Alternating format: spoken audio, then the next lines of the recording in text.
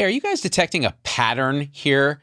Every time things start to look better, all of a sudden the news is like, oh my God, Delta, we're all going to die. Look at the surge. Mask mandates are back here where I live. Now I got to wear a mask indoors even though I'm vaccinated. Maybe the vaccines don't prevent transmission. Oh my God. Who's getting paid for that? The news. They love that. They love that stuff, you guys. But here's an interesting truth. Look what happened in Great Britain. All right? I'm linking here to an article by David Wallace Wells where he lays this out. In Great Britain, they had their Delta surge starting in May. And what they found were cases were rising dramatically.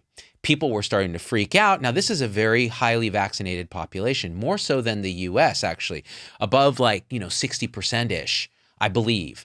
And what they found was it went like this, and then the cases plummeted. In fact, one of their top epidemiologists, Neil Ferguson, was like, well, it appears that we're going to have hundreds of thousands of cases a day again. It's inevitable. Except that the only thing that was inevitable was that he was wrong. Like 26 of the 28 predictive models gathered by CDC in January when things were going haywire, 26 out of 28 couldn't predict accurately, even within the range of possibility, what happened 2 weeks later. And that was their job. So it tells you we have no idea what we're doing when it comes to predicting a complex dynamic of a pandemic, but there's probably good news in that. Delta crashed in Great Britain, and it's still not clear why, but we're going to talk about some theories. But it's not just Great Britain. The Netherlands, same thing. India. Remember when India was in the news and then it wasn't? Why do you think it wasn't? Because cases plummeted. 400,000 a day, which by the way is a vast underestimate of what's actually going on, down to like 40,000-ish. And it was like this.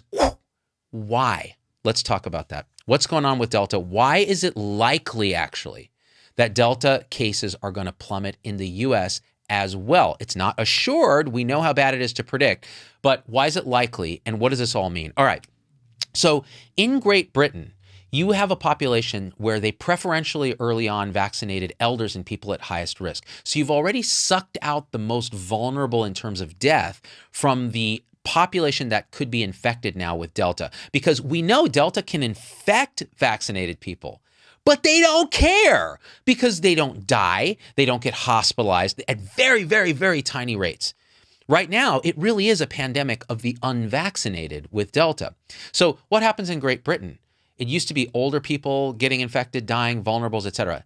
Now, during this latest Delta surge, it's younger men mostly, and there's less hospitalizations, less death because they're lower risk to begin with, and the elders have been vaccinated. So what happens? You get a bunch of young people like, oh, everything's opened up. You have the European Football League happening, whatever that is. I believe we call it soccer in the United States. Watch Ted Lasso if you haven't, by the way. Great show.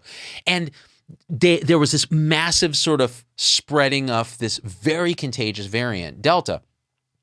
Then this is what happens, right? We seem to think, mask mandates and closing schools and aggressive government intervention and edicts are what changed the dynamics of a pandemic. They probably have like this much effect. This is what happens. People go, oh, there's a lot more cases now. Oh, I'm hearing about hospitals, maybe getting a few more admissions, and some friends of mine got sick. I'm going to probably not go to that thing, or I'm going to wash my hands, maybe keep my distance a little bit. Maybe I'll voluntarily throw a mask on. And what happens? The dynamics of the pandemic change because of natural human response to what they feel is the ebb and flow of the thing. And this is probably happening everywhere, right? Probably happened in India, probably happens here in the United States. We see a bunch of cases happening again. We hear from friends who got sick and we go, I'm going to take a few more precautions than I was before. And when things cool down, people open up. It doesn't necessarily mean that, it's a mask mandate or something like that. Now, the next thing is there are random events between weather. Why do you think Florida is surging right now? Because it's their winter. This is what I mean by that. In winter, in the northern latitudes, we go inside to stay warm, and there's dry air, there's no humidity, there's poor ventilation. Respiratory viruses tend to thrive, like SARS-CoV-2. But what happens in the south, in the southwest, and in Florida? It's the opposite. In the summer when it's really hot, people go indoors. air conditioning, less humidity indoors, more transmission. So you see a surge in Florida, right?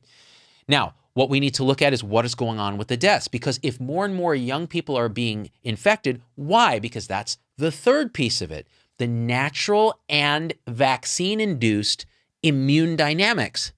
So if you vaccinated some of the most vulnerable people, elderly people, people at high risk, et cetera, the next group of people that's susceptible, who haven't gotten vaccinated out of choice now, are the younger people. So they'll get infected with a highly contagious variant in a wave as they open up and mingle with each other again. And some of them will get sick and die, but most of them won't, because they're generally lower risk. And you'll see a surge in cases, some hospitalizations and deaths. And then what happens is, as that population starts to get natural immunity and they change their behavior automatically, cases plummet. And it's a very complex give and take dynamic. It's not just, oh, we locked down and therefore, right?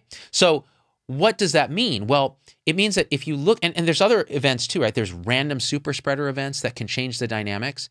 There's weather like we talked about, and then there's our natural behavior.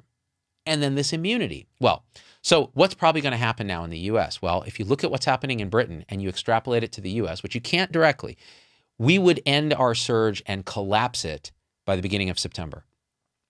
If we look at what happened in the Netherlands, we're going to collapse our surge imminently. Now, what's going on in the US? It's much more complicated because we keep worse data. We have a lower vaccination rate than Great Britain.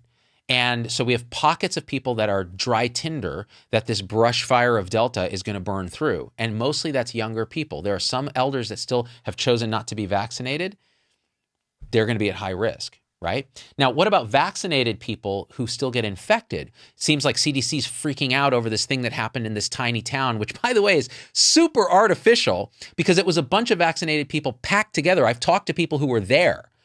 They're all packed together with no precautions. Yeah, some of them are going to get infected. How many got hospitalized? Like almost none. So the vaccines do what they're supposed to do, which is prevent you from dying and getting really sick. Now, they may not prevent infection and they may not prevent transmission. Why? Because it's a mucosal virus that seems, especially Delta, it replicates a lot in the nasopharynx, in the nose and the mucosal membranes there, which means that, you know, the vaccine works in the blood. It's an IM vaccine that generates blood antibodies and that sort of response.